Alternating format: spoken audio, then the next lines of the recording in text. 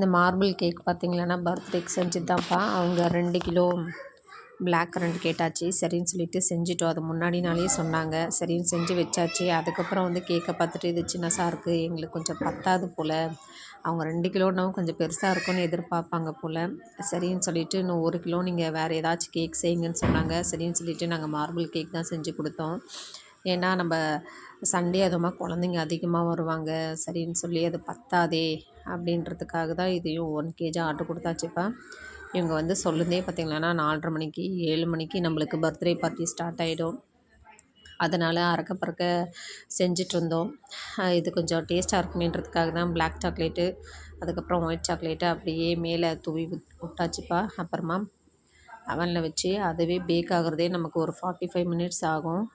Back ஆனதுக்கப்புறம் எடுத்து சூடு கூட அவ்வளோவா ஆறி இருக்காது. டக்கு டக்குன்னு பீஸை போட்டாச்சு. பார்த்திங்கன்னா கட் பண்ண கூட முடியல. ஏன்னா நல்லா சூடு ஆறணும். என்ன செய்கிறது, அப்படியே கட் பண்ணி எடுத்து எங்கள் பாப்பா தான் கட் பண்ணிகிட்டு இருந்தது. நான் கிஃப்ட் வாங்கலாமேன்னு சொல்லிட்டு கிளம்பிட்டேன்ப்பா. கடைக்கு கிளம்பியாச்சு. எங்கள் பாப்பா தான் கட் பண்ணி எல்லாம் ரெடி பண்ணி வச்சிட்டு இருந்தது. சரின்னு சொல்லி எங்கள் பாப்பாவும் அவள் ஃப்ரெண்டும் தான் இருந்தாங்க. எல்லாத்தையும் பேக் பண்ணி வச்சாச்சுப்பா.